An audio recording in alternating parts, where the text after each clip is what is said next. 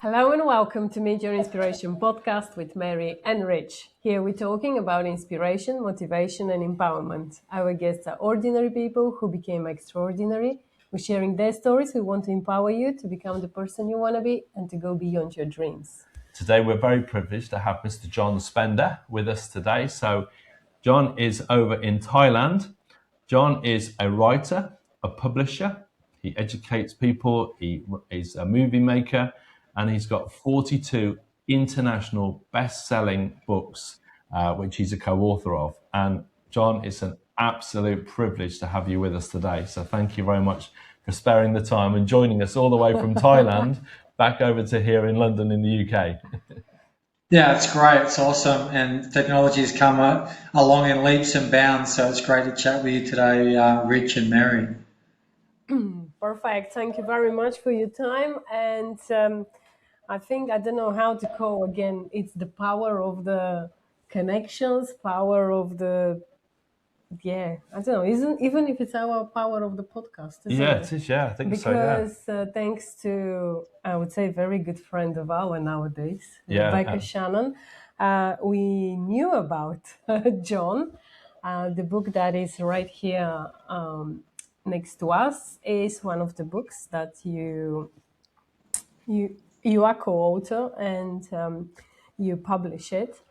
And that's the reason we know about you, because Rebecca wrote a chapter, she invited us, she told us about you, and we are very privileged to have this moment with you now.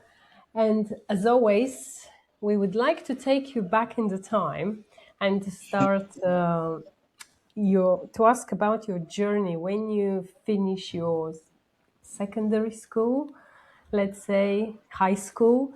What did you want to do? What was your career path back then? My career path, I believe, was back in '94. I moved to Sydney. I repeated year 11. I did a TAFE HSC pathways, which was maths, English, geography, and the rest was horticultural subjects. And the idea was to get a job as a landscaper. And that was during the recession in Australia. So there was high unemployment. There was, for the job I went for as an apprentice for the local council, working in their parks and gardens and landscaping field, there's like over 120 people went for the job. But because with my final 2 years in high school, which was also done through like a TAFE college, a horticultural college, that I was already had my like a first year, equivalent to a first year apprentice. So I got the job like that, and that was my career choice. And then 3 years later, I started my first business. And then a year after that, I had a contract, a council contracts, I had an Olympic Games contract, and it was just all through the connections that I made. And we were paving at Darling Harbour, getting ready for the Olympics. And so things, just took off rapidly. And I was just so, it just came from commitment, a lot of sacrifice, a lot of hours studying, a lot of extra work on the weekends. And things just took off from there. So did you always have an entrepreneurial spirit that you always wanted to think, I wanted to start my own business and build something from there? Was that your thought process? Yeah, it was. I had my first business with my brother when I was 6, he was 9. We were living in Sydney, and my parents had just gone through a divorce, and our grandparents brought us a plaster of Paris kit, and it was Disney. So it had Mickey Mouse, Donald Duck, and Goofy. And you put the plaster of Paris inside the molds, then you take the mold off and you paint them. My brother was quite good at that, although Goofy's nose used to always break off. So we just stuck to Donald Duck and Mickey Mouse. And he was really good at painting them. And I at the time when I had hair, I had blonde hair, the blue eyes, was quite chubby, 6-year-old. And I was the salesperson. And so the target market was older ladies. And we lived on a main road, and we just set up a table with a cloth over it and just put the statues there, and sold them. And we sold out in like no time at all, one afternoon, Saturday afternoon. And I wanted to get more plaster of Paris, and my brother had other ideas. He got lollies and slimo and all different types of things. So that was my first experience in business. That's incredible. 6 years old. How even I you would had say, on top of your head to go and sell these things on the main street? Just yeah. So it was someone just said at night. we didn't have a lot of my parents had just divorced. We didn't really have a lot of resources, and so to just be given this opportunity and my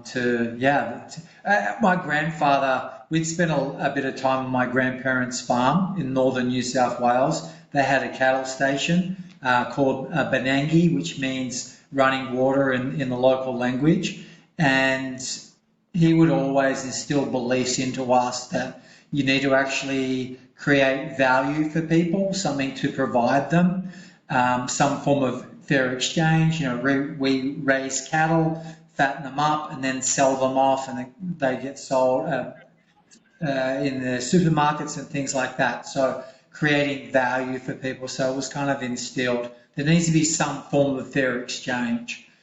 So I kind of was what it was instilled into us from a young age.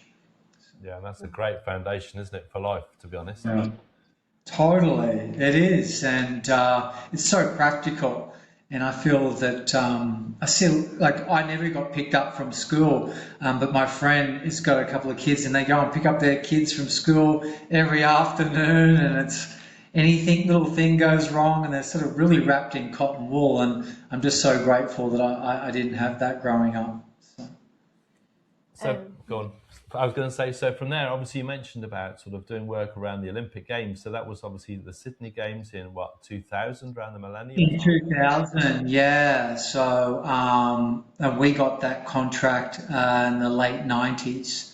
So which was, a great opportunity. And it was an awesome time for me, but it was also a very challenging time. I had a number of things that happened in my childhood that I just suppressed. It was like and the pressure of, having staff of 15 plus contractors. I was in my 20s, and I found it really hard to cope. So I self-medicated with cocaine and recreational drugs just to try and get myself through it. And then I developed an addiction and ended up losing that business and everything material. Like I was getting we had so many different six-figure contracts, and I had penthouse apartment in Edgecliff, exclusive suburb in Sydney. I had a convertible. Had the business kitted out with utes and trucks and the sort, and I ended up losing everything, decommissioning the business, and going back to live with my mum and her partner at the time. And it was a very humbling experience. I can share it with a smile now because that was a long, long time ago. We're talking 99, so just before the Olympics. And it was so challenging, but it was what I needed to go through. It was exactly what I needed to understand myself and to be doing what I am today. And I'm very grateful for the experience, and it had to happen that way. I see that now. At the time, it was very painful. I lost all my confidence. It took me about 5 years to rebuild, just to go back, because I was like the shining light to my mum, and she would rave to all her friends and things like that. And then here I'm coming back saying that, I've lost a lot, and it was pretty hard for her to understand initially.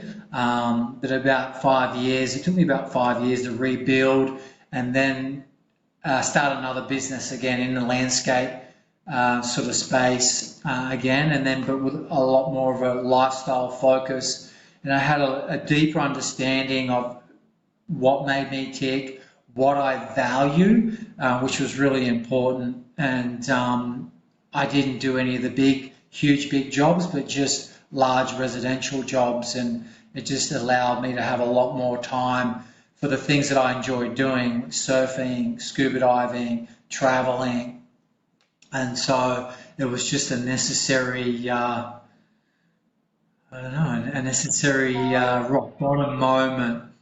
How did you go through these years? Did you ask or find some help, or it was absolutely on your own when you... Because overcoming addiction, obviously, it would be a difficult time, and obviously, sort of like those moments and rebuilding it. Obviously, I know obviously you got your family around you, but that must have been a very stressful time in many ways. Yeah, and it's probably why I don't have any hair today. So it was extremely stressful to go through at the time. It was so difficult. It was heart-wrenching, and it kind of really just cracked my egg of consciousness, and I was able to rebirth into another level of being that wasn't available to me before. And I didn't do it by myself. It was a slow, gradual experience, but I went cold turkey with the addiction. So I just took myself out of the environment. I didn't associate with all the people that I used to associate with, and I kind of just isolated myself. Still doing some residential landscape. I mean, I had a lot of contacts in the industry. So and I just did those for a little while. Just kept to myself.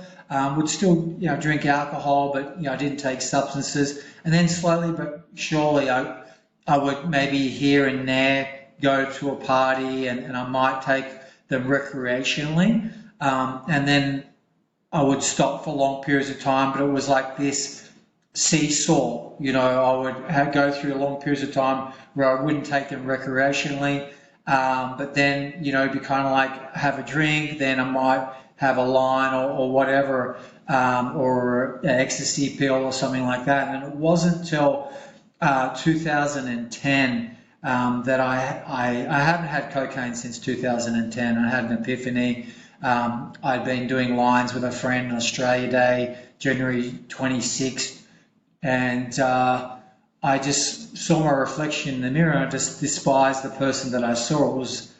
I was filled with self-loathing and anger, and what really came up when doing the inner work after that experience, I signed up, because on the outside things were great. It might sound terrible and all the rest of it, but there's so many people that live this way, and for them it's just normal.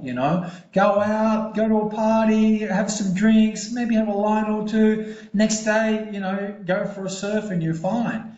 And so when I told people that that's it, I lost those friends, and so it was a little bit of rebuilding.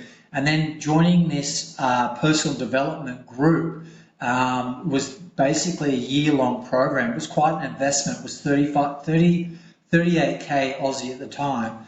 And so, around about £20,000 for the year. And I was studying NLP. I volunteered my time at Mission Australia. I then started coaching at their events. They had a nationwide seminars around Australia, going to all the capital cities. And so things really took off when I made a decision that that's it, that no more. I'm actually not going to do that life anymore, because, I'd seen counsellors, in 2000 I was seeing a counsellor. I had a life coach around 2008 after a relationship, intimate relationship imploded. We were living together for like 3 or 4 years. And so it was and I worked with John of God. So it was all different people, but it was kind of scattered. I did the Insight seminars, the Landmark Forum, but there was still just this pool. And slowly but surely, these different emotional significant events started to bubble to the surface. And I was able to process, what had happened, being physically abused and having my face rubbed in my own feces as a 7-year-old, or being molested as a 10-year-old boy, and just different types, like an emotional abuse as well. And looking at those situations, and at first it felt like a victim, that these things happened to me, and oh my God, like, life's hard and tough. But actually, after a while, I'll be able to see that there was a gift in those situations, that there was two sides, that they were actually happening for me. which took a long time, and it's so hard to actually see that initially. But now I can, and I'm thankful for those experiences. Although it was difficult, very difficult. It felt like a gift wrapped in sandpaper. It left to so many amazing things on the other side of that. So it's really interesting when I hear that, and this is what I love on this podcast is because as we spoke a few days ago, first time we met just for a quick chat, and I had that feeling you're such a calm guy, and now it's so interesting to hear what you've gone through and how from what was you 20 years ago, what's happening now and who you are now and who helped you on that journey, how you became such a, don't know what is the word, so found yourself maybe, and you find where you, how they say, your soul is on the right place and you feel absolutely comfortable with all that you're doing. And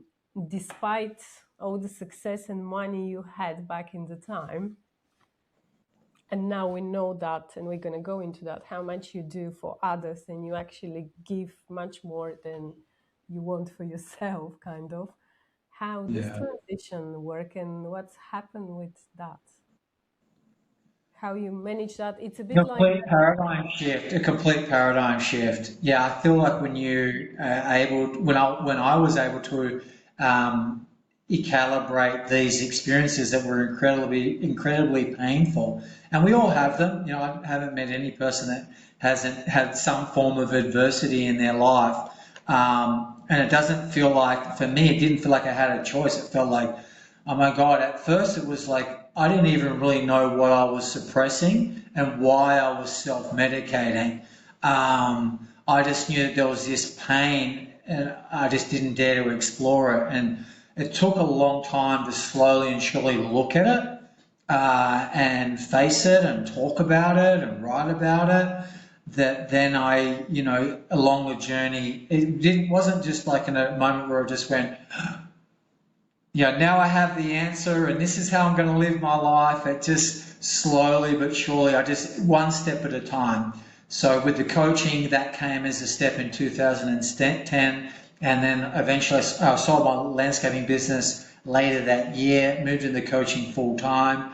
Then I had an opportunity to teach NLP trainings, which was the main modality I was using in my coaching, Neuro-Linguistic Programming. And I was working for a US company for 3 months, and I went to 6 months. Then I wanted to go back to my coaching program, or to go back to my coaching, and I hired a mentor. I think I might have mentioned a little bit before when we chatted earlier in the week, but that was really pivotal. Hiring people that could help me at different parts of my life and just shape the narrative that I was telling myself and the vision that I had for my life. And she said, well, why don't you have a book as part of that coaching program? And then A Journey of Riches was born. We're up to actually 48 books. We've published 44 in the series, getting ready to publish the 45th book next month. I've also done a lot of individual authorship books, I would say, with me and one other author. So I've been quite prolific or consistent over a long period of time, releasing 4 or so books a year, then maybe one book with me and one other author. There's a documentary and part of that as well, which was spaced over like an 8-year period before I released it. And so just that sense of mission and purpose that we're here to help people. And that took a while to learn and understand that. And so how did you come up with the name Journey of Riches, and where did that actually come from? Because obviously your point, like sort of from your life and your personal experience, was from a really difficult childhood, and obviously things which were very traumatic, which obviously led to that period of masking everything through the self-medication and the addictions and the difficulty there, and then obviously that journey into life and building a business and it coming down and then coming again. Obviously you already had been on a journey, and obviously to find and to discover yourself and to discover actually not just for yourself but actually for everybody else around you, it's that in itself is powerful. But obviously, to go from that idea and the concept of writing a book is one thing to say, okay, well, write a book. But people normally sort of sit down at their laptop, or they sit down with a pen and paper in their hand, and they start to make some notes. But to actually do something and actually make it constructive, that's a tough thing to do. Yeah, no, it's not easy, and I feel the journey of riches came from that life is a journey, that the learnings and understandings and the challenges never stop. But I feel if you've got a mission and a purpose, then you get a lot more challenges that align with that. And so when you overcome them, then it just opens up more doors, avenues, and experiences. Rather than, if I was still numbing things down, then I would imagine I would still be in that victim state where, you don't understand, you didn't go through these experiences, what would you know type thing. Whereas I find that those experiences that were incredibly traumatic and painful, and, I wouldn't wish them on anyone, but there was a richness in there for me, and it led me to where I am today. It led me to be more resilient, more resourceful, more of a soft, open heart. I know that that's kind of a contradiction, but when I feel like when you come full circle and see things from both sides, then you have a lot more understanding and where maybe people are coming from as well. And so, yeah, it's hard to know, but life is for us, and there's a richness in all the experiences that we go through, richness of connection, richness of a rice field, richness of travel and culture, a richness of adversity. There is really, of trauma and hardship. There's a richness in there, and it's not always, you've got to dig a little bit deeper, but when you come across it and find it that actually was there to serve you, or at least in my case, I can see it that way. And when that perspective shifted, then it opened up possibilities. And it's like, well, why not write a book, or why not? And then also, once I began to heal my own pain and my own trauma and change the way I saw that, then it felt like a responsibility to help other people that were maybe still where I was 3 or 4 years ago, or even 12 months earlier. And so I felt a real responsibility to go back and help them. And one of the things that really shaped that was volunteering my time at Mission Australia during that first year of the coaching program, and seeing people that were medicated, all different types of things. Unbelievable. But then using the tools of transformation, NLP, Neuro-Linguistic Programming, and getting them to dream again, and to believe in themselves again, and to love themselves again, and witnessing them having tears of just gratitude, of experiencing unconditional love just through some of the processes we went through, really just, fueled the vision for what I wanted to do, and then just trusting. That's definitely one of those key things, isn't it? I think people, a lot of people, when they're at all-time low, they absolutely don't feel cared for, they don't feel loved, and they feel as if the world is just, no one cares about them. To meet someone who actually cares about them and shares, and become part of a community of people where people have been struggling, but they come together and they find there are actually lots of other people around them just like them, and other people who have lived that experience. That's a real amazing epiphany moment of change, when suddenly get that realization that actually somebody does actually care about me, and my life has value, and you had that, and I'm sure all the people, as you just said, it just reflects back on those other people. So many of the other people that you were working around at those times, in the early books of the Journey of Riches, had they also contributed to the books? So when I moved to Bali, I wanted to go back to coaching, doing my own thing. And so I hired a mentor. She helped me take the coaching practice online. And I'm talking 2013, late 2013. So it was Skype during those days. And so I had a couple of the authors come and contribute, a couple of the coaching clients come and contribute as authors in the very first Journey of Riches book. And I think even the second and the third one as well. And and even the fourth one. Then after that, I started to then move into publishing, and I was helping other people create their own book series, their own individual books, and so things just expanded from there after certainly the third and definitely after the fourth book in the series. So. How I was very intrigued how you finding your co-authors, because they all Initially, were. it was just through like the people that I had coached and meeting people from personal development events. I've done like so much training. I've invested over 150,000 USD in trainings and things like that over the years. The last time I did an inventory of, how much have I actually invested in myself?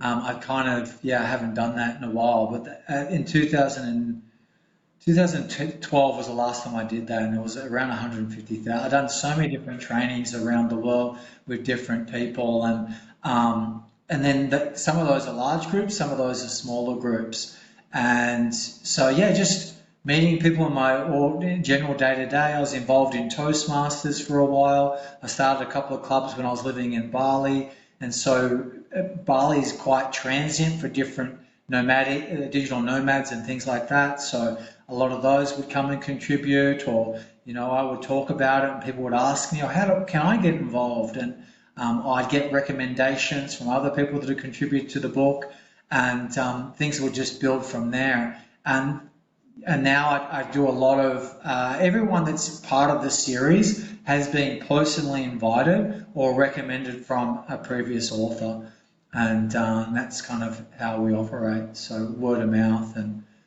reaching out to people through social media or events or just from living life, really. No, they're absolutely amazing in the stories. The way how every one of them wrote is very touching, and everyone can find something from themselves. There is another great thing with the books, and that's the charity that you support. Yeah. I wouldn't know. It's not a charity. It's like what you. A children's home, Jules Children's Home. Yes, it's not a. Yeah, can you tell us a little bit more about that? Yeah, absolutely. Well, it was during the pandemic that I discovered them. And so I was going up and doing social giving with the elderly people because a lot of them were just falling through the cracks. Bali is a tourist destination, 80, and then a lot of the families come together and they put their money together and they'll send their children to go to hospitality school or to go to a school that's for cruise shipping to teach them about the different roles and opportunities on a cruise ship. And so they pull all their money together and then their children get jobs and they go off, they work in a hotel in the city and they send money back home, or they're on a cruise ship sailing around the Caribbean and they send money back home. But of course, during the pandemic, global lockdown, they don't have the money coming in and their kids are back living with them. So a lot of them were really struggling and the elderly kind of were just falling through the cracks. So I was going up into the hills after we did a book launch and was getting big bags of rice and one particular, and condiments and things like that, oil, and they were growing more of their own vegetables and things like that. It's very volcanic and rich soil, so they can grow food really easily, so that's lucky. But their staple of rice is just missing. So I was like, what do you eat with this taro root? So rice is a big staple and that's what they didn't have. And so I was driving up in the hills and Saturday morning I was going to go up into the mountains and find these small little villages and then give them big bags of rice. And I just felt like a sinking feeling in my heart that, I don't know, something's not right. And so I decided to proceed with caution, and lo and behold, there was a landslide across the road. And I thought, that's the reason why I wasn't feeling so great. And so I thought I'll just go around, it'll take a little bit longer, but I'll still be able to get bags of rice to them. And still I felt uneasy in myself and I felt like a shrinking in my heart, like a heavy feeling. And like that, kind of like it wasn't the right decision. Like my intuition was saying, no, like that's a clear no, don't go and do that. And so I was a little confused because I had my mind set on going out and helping these people, and it's such a hard opening experience. And so I went back home, meditated for about 5 minutes, and I came to with this knowing that, aha, there's a children's home or an orphanage. An orphanage is what came to my mind. There's an orphanage nearby and they need support. And so it didn't make any sense to me because I was at a place called Ahmed in the northeast of the island of Bali, and you've got ocean on the one side and then you've got the misty mountains on the other side, and you've got fishing villages in between and a diving, scuba diving and free diving community. That's it. There's nothing else there. And I decided to do a Google search. On the second page was this very basic listing for a Jules Children's Home, Permata Children's Home or something like that, which I believe means Jules. And I called the number and the guy was like a driver. He didn't even live there. And he said, I don't think it's pinned an exact right location, but it's the right street. And if you ask someone, they'll steer you in the right direction. And I ended up finding it. I still had the bags of rice piled up on the front of my bike, drove into the entrance. There was a bit of a sign out the front, and a woman came out with all these children, and she said, "Are you here to answer our prayers?" And I was confused, and then I went inside, took the bags of rice. The kids, some of the older kids, helped carry the rice in, and we sat down and we had a chat. She made a tea and biscuits and all the rest of it. And she said, "Well, we don't have enough food we've only got for today and maybe breakfast tomorrow." And I was like, we were praying this morning, asking for help. There was like 30 of them all praying together. Send God, please send someone to help us. And so we went out shopping, grocery shopping, and we bought huge big tubs of ice cream. All the kids hadn't had ice cream for months, and they were really struggling. They just had enough for the basics. And the first thing they wanted to have were these ice cream hamburgers. They had these hamburger buns and they put ice cream in the middle, and all the kids were lining up. Now, I've never seen a huge tub of ice cream go so quickly, and a lot of them going back for seconds, and it was an extraordinary experience. And that was back in 2021, and we've since been able to do a whole bunch of other things, help them build a school, and so even the local kids in the area learn English there.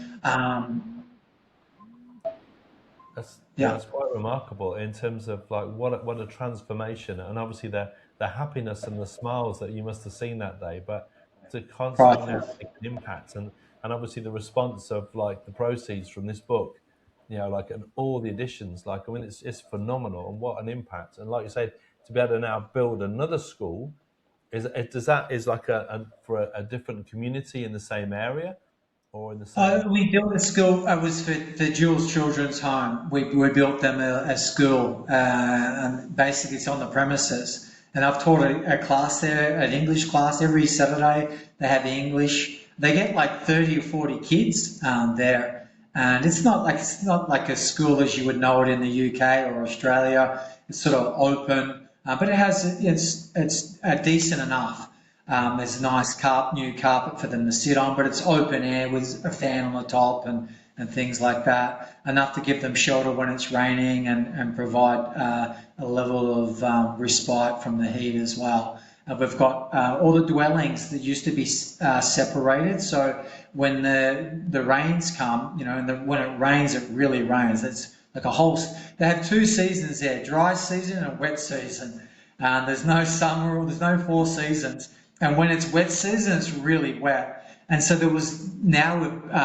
we've built shelter, like a walkway with a shelter on top, so they can walk in between the dwellings. So they've got the boys' section, and they've got the main section, and so they can actually walk between the buildings undercover. And so we've done that as well. They're growing a lot more food.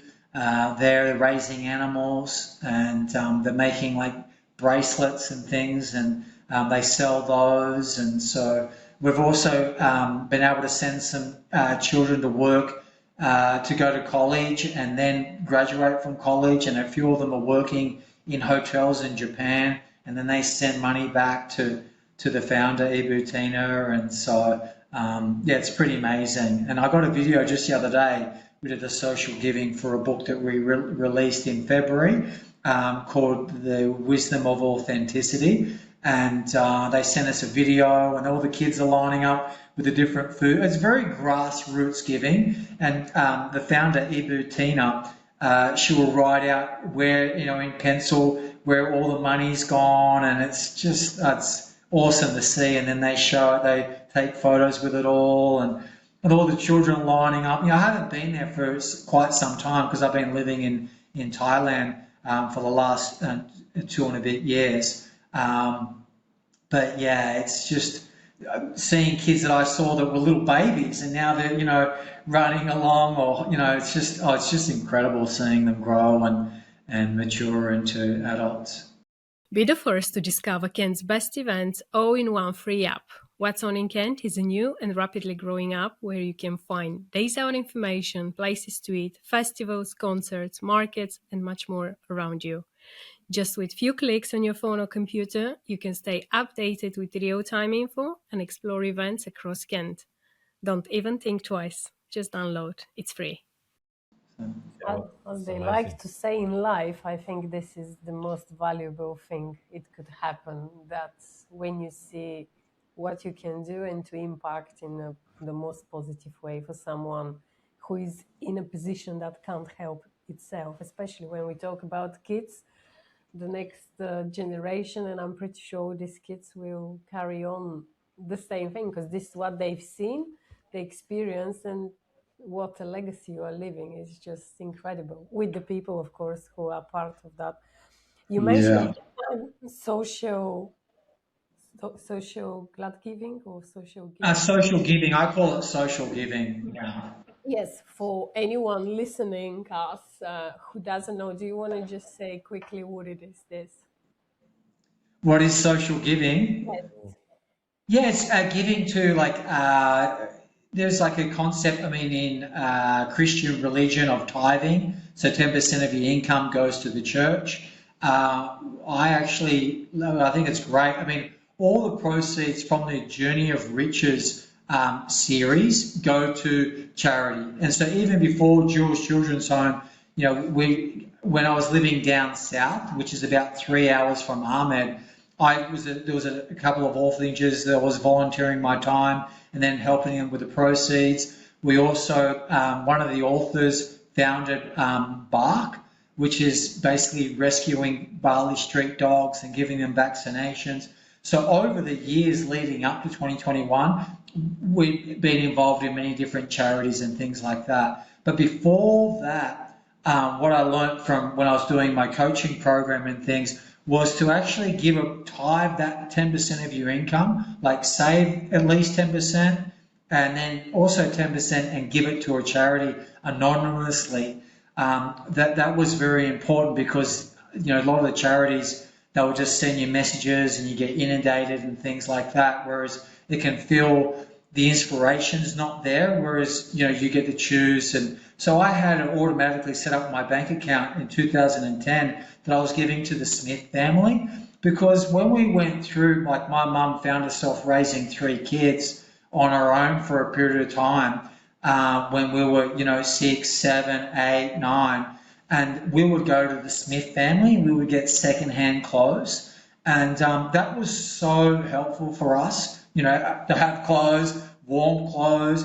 And so I was just automatically setting up every month 10% of my net income was going to Smith family, and it was sent to them electronically. And so that was something that I've been doing early on. And then with the book series, it was for the first one, it was because it was 19 authors, including myself. So it was how do you divide up the royalties and then keep track of it and all the rest of it? And I was why don't I just give it to charity, kind of like what I'm already doing with the Smith family in Australia? And so that's, the first charity that we gave to was Hope's Children's Home. And they're in a place called Dalang. It's near Canggu, in the southern region of the island. and that was what we did for the very first and second book. I think that the third book we gave to another was Bali Street Kids Foundation. There was a lot of children, like families from the eastern part, where they had the volcano eruption, and a lot of families were displaced and homeless, and they felt that there was some people lost their lives, and they just felt that the place was haunted, so they didn't go, and they were homeless, and they were just, and yeah, they basically they beg on the streets. And so helping these, breaking the cycle is what they do. So yeah, for a long time we were supporting them. And then I moved, and then one book we gave to Bark International, and they were helping develop a vaccine for dogs. There was, every now and then there's rabies outbreaks in Bali. I don't think they've had one for a while, but 2017 there was a rabies outbreak. So we raised a whole bunch of money to develop a vaccine, so they didn't have to go from village and village and kill every dog, that's what we're doing in the infected areas. So we were able to stop that from every dog having to just give these villagers vaccines to their dog, so they didn't have to destroy their dog. So that was an issue that we were part of. So we've been part of many different initiatives over the years. It's been over 10 years now. And as I mentioned, I came across Jules Children's Home in 2021. And 2020, I was living in Ubud, which is kind of the central region of the island. And we were doing a lot of social giving. A Facebook friend of mine, she was going out to West Bali. And so I was saying, well, let me help, I'm part of this book launch. And we take photos and things like that and share them with the authors, because all the authors live all around the world. So, yeah, it's just awesome to be able to share that and just give. So it's something that I've been doing for a long time, and I just, even volunteering my time at Mission Australia, there's just something about that yes, I was able to help and support these people that were homeless, but you get so much back yourself. When we give, we receive. Giving is like giving to yourself. It really is. It's just this magical fair exchange. I mean, I don't know, it's beyond that. I feel it's kind of like a law of reciprocity, that when you give, you receive. It's just something magical. You don't see it, and it doesn't necessarily, most of the time, doesn't come from the person that you give to, but it comes back to you in so many other ways. And I've just been fortunate, being caught in different situations, and then just having a solution come so quickly. And I find it just comes from that giving, and it has an energy, and then you take on that energy, and people can see it. I feel like you can just see it. It's like, oh, that person I feel's got good, clear energy. They do good things, and then you talk to them, and they tell you their journey and things like that. And so, yeah. Yeah, it's remarkable, John. I think what you're doing is just phenomenal. And again, it goes to show so many people obviously think of, like, for example, as Bali, as an island, it's one of the most, captivating and amazing places for people to go for like a dream holiday destination. But it sounds like there's a huge amount of differentiation between the people who are traveling there and going there, and maybe like people living that digital nomad life where they're sort of like, everything is amazing and exceptional for them, but the locals are obviously, a lot of people are struggling and living almost in poverty, and obviously the differential between like the Western philosophy of life and the locals and probably Bali as one example, but I'm sure across Indonesia and probably other parts of the world. I mean, you're in Thailand at the moment, and there are always differentials between people who have and people who haven't, and how we can lift people in the area that we're in and support people is vital, isn't it? And I think it's incredible work that you're doing. Yeah, thank you. And yeah, there's always people in need in every country around the world.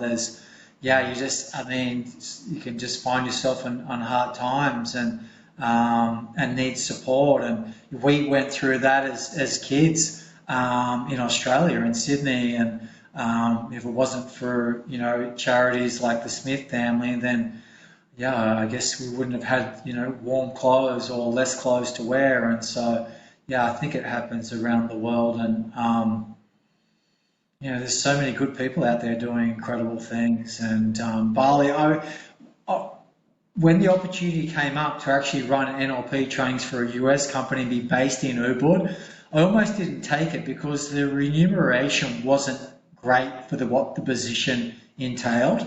And I was making good money doing what I was doing, with the coaching, and was being of service. But I did feel like there was like being pulled to Bali. And I've been 3 times previously, but never thought I would move there. And so I was kind of like at a crossroads. What should I do? This is kind of like what I've been calling in. This is my dream and intention. Why I've been doing like so many trainings and speaker trainings and things to actually to upskill to be able to do the position. And I found myself at a crossroad. So I discovered this lady that was doing astrology readings online. And all you do is you just send your birth date, time of your birth, place of birth, and that's it. That's as much information. And she gave me a whole sheet, a whole printout. This was back in late 2012 about me and how I make decisions, and that there was this opportunity for me to move overseas. She goes, it may not have arrived yet, but she goes, it is going to arrive. And when it does, no matter what, say yes, because I can see you helping so many people. It's not going to be as much money as you might expect for what it is, but it's going to lead to so much more. And whatever you do, make sure you say yes, because I see so many different doors opening up for you, and I see you helping many more people than you would if you stayed where you were. And that's all I needed. And so, can I ask you a little bit about the documentary that you? the gift in adversity. Yeah,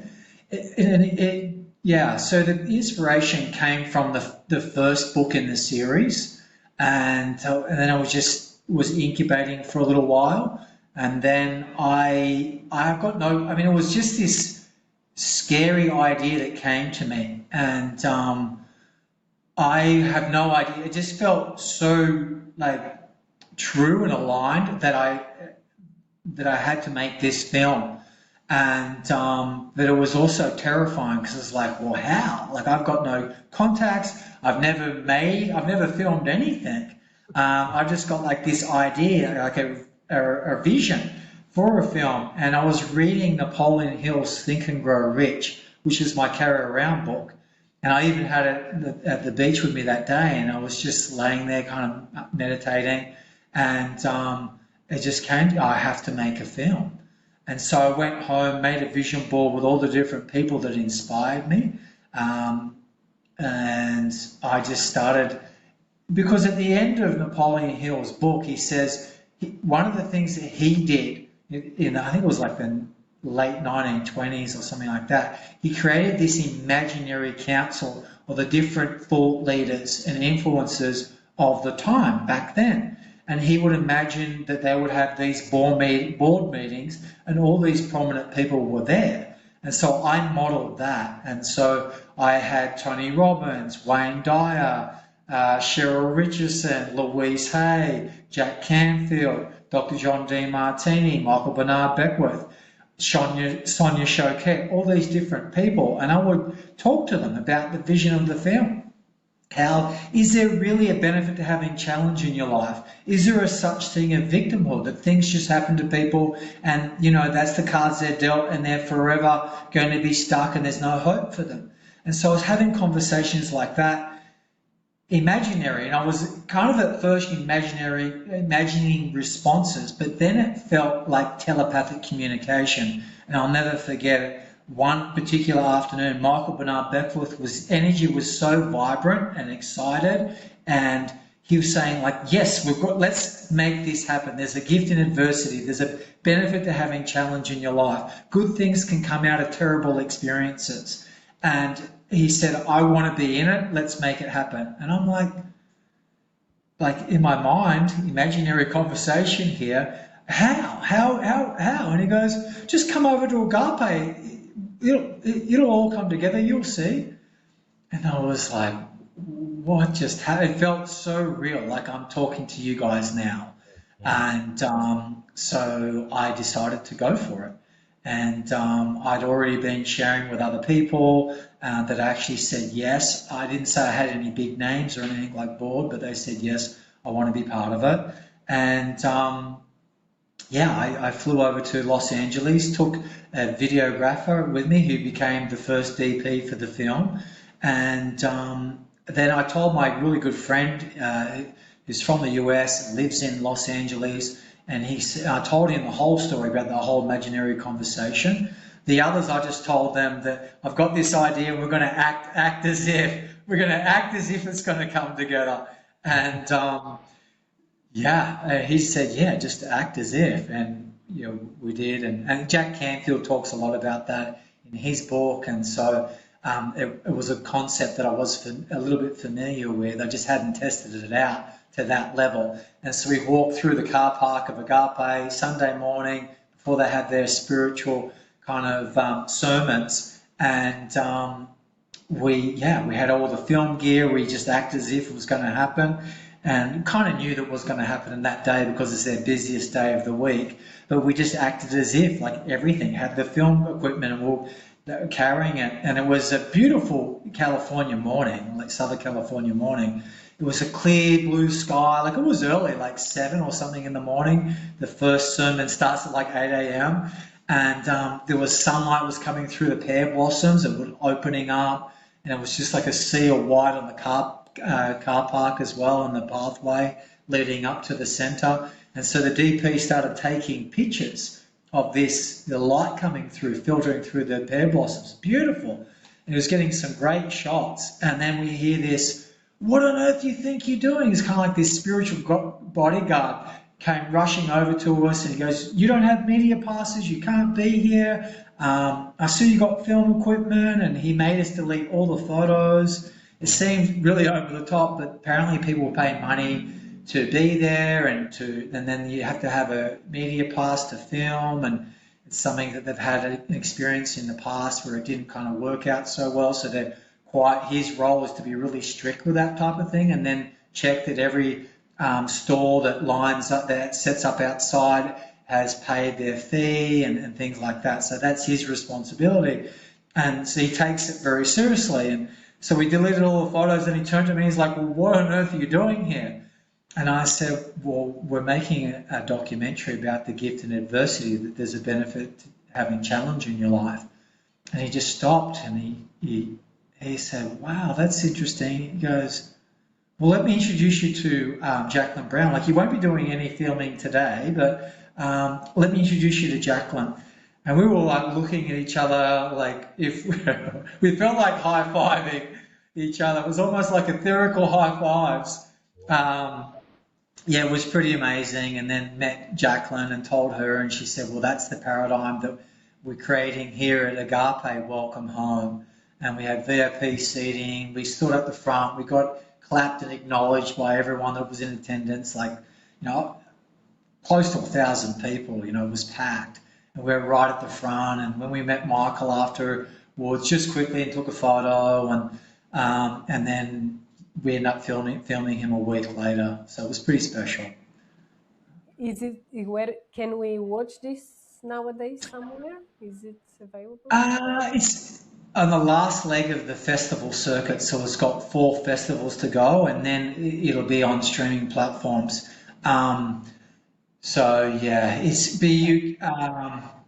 If the thing is with the film festivals, they don't allow any streaming whatsoever.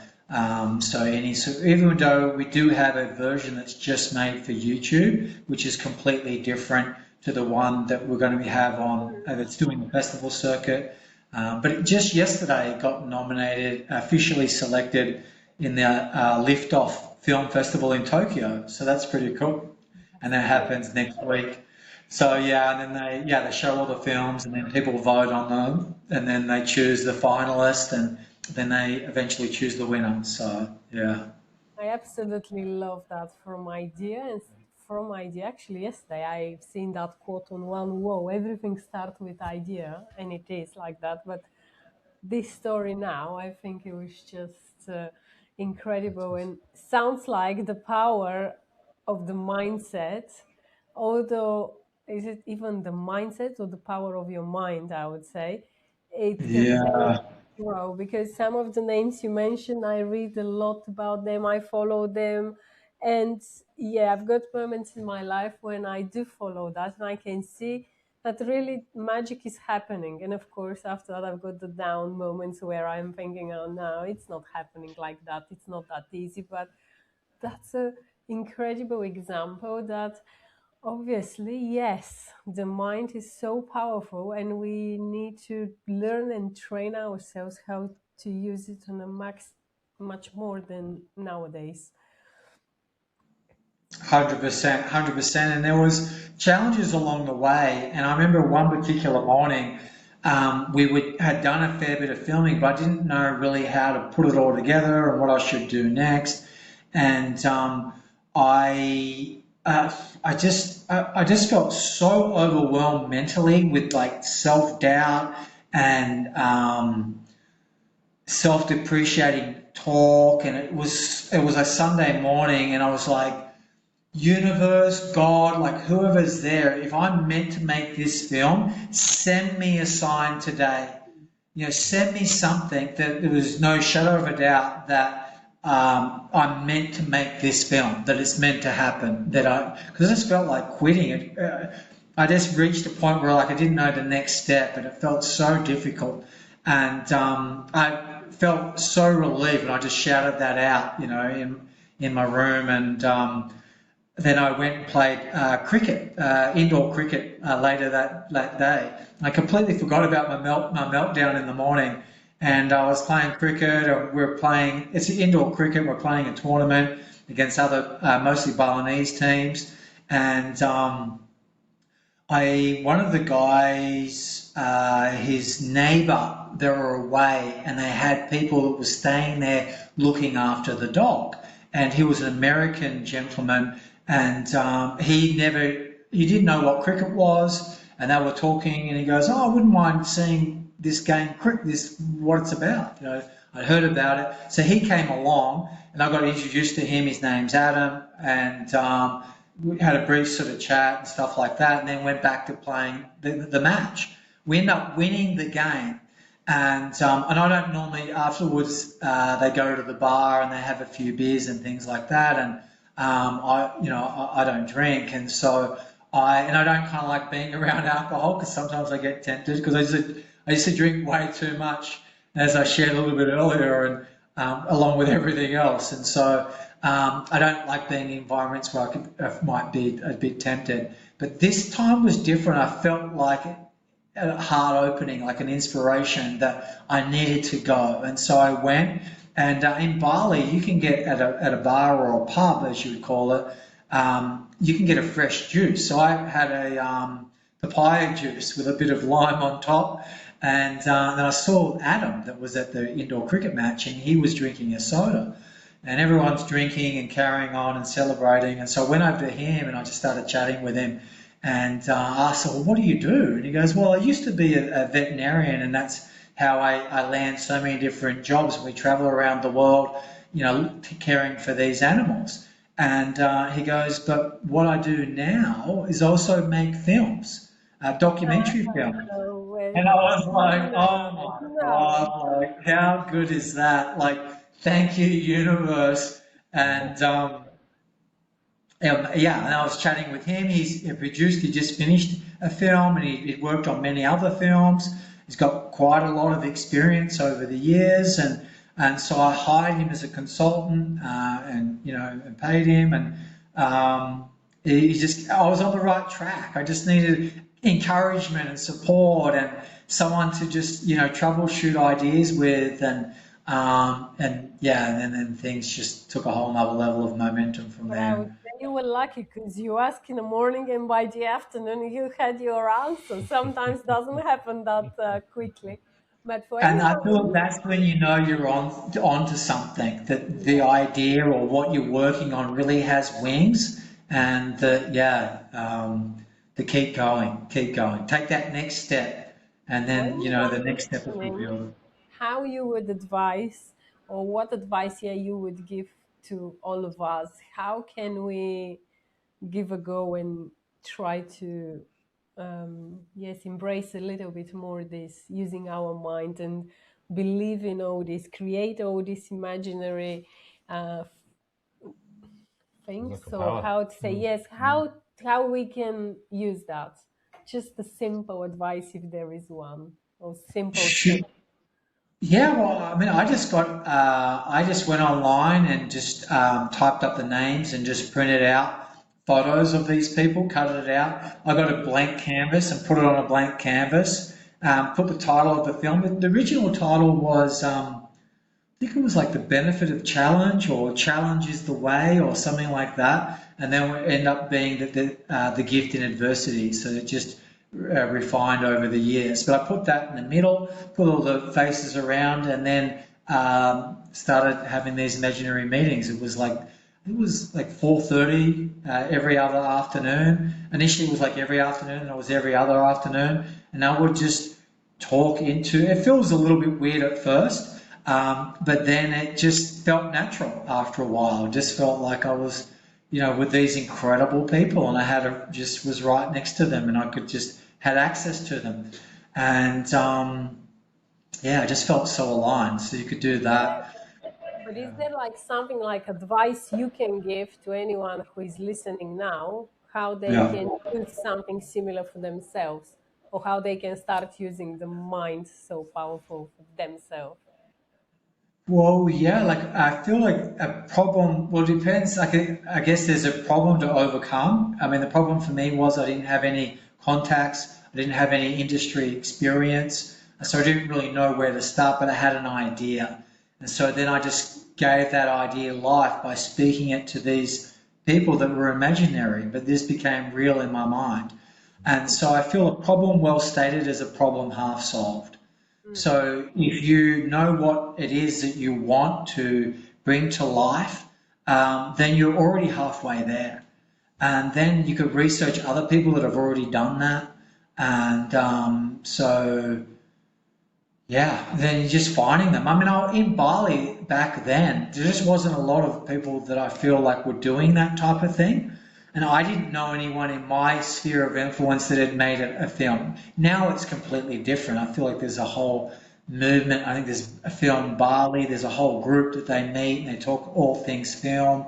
There is improv theatre and things like that. So you're around a lot more people that had film experience. But back then, 2015, I certainly wasn't aware of any of that. And I feel it was just starting to, co-working spaces and stuff like that were just starting to become a thing. So, but now it's so easy with YouTube, and I end up joining a channel called Film Courage, which is all about filmmakers. So you can find groups online, get around like-minded people that are already doing that thing that you want to bring into the world, and learn from them. And so, yeah, that's kind of what I started to do after I'd met Adam as well. So, Quite a few yeah. times mentioned meditation. I meditate. I assume this is part of your daily routine, or what is? Every day. Yeah, every day I meditate. Yeah, I do yoga and different types of things. And yeah, it just helps me get in touch with myself and get me through, yeah, like just to reflect.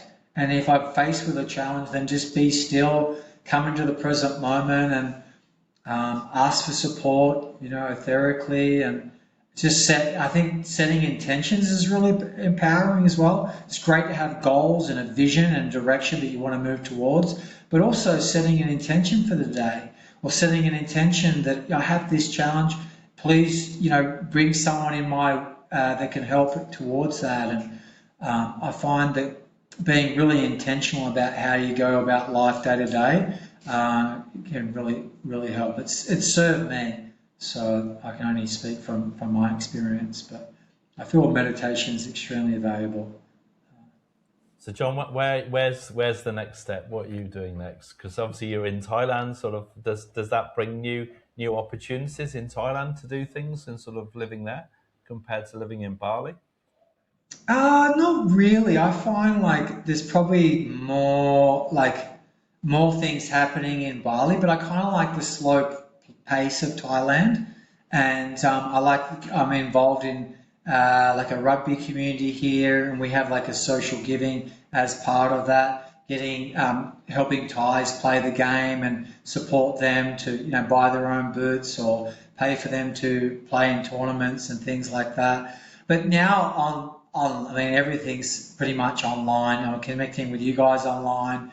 I do a lot of podcasts just online. You don't have to be there. So, yeah, I can live anywhere. And I was in Costa Rica. I was in Egypt for a while. Stayed in many different places. As long as I've got an internet connection, then I can have connections like this and talk about. I had a call this morning with an author that's in San Diego, and we're talking about her chapter in a book that we're going to be releasing later in the year. So, yeah, that's pretty much.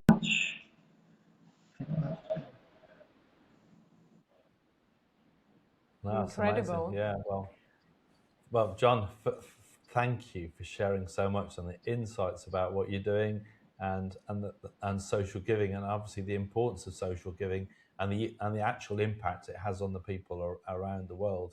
And it's such a valuable thing. And obviously the work that you're doing, we continue to work really well, and everything will work out really well for you. So thank you, John, and just hope everyone who's been listening today has found it really interesting and insightful. And inspiring. Yeah. What a journey. Yeah. That starts 15, 16 years old when you were, and how transitional was and what you're doing. Yeah, and great examples for each of us can take something and yes, to implement in own life. And for sure, if anyone hasn't found this book, The Journey of Riches, we'll leave the links below to the series and where you can find it. I think Amazon's probably the easiest place if you don't know exactly anywhere else to find it, but Amazon's one great place to find the book.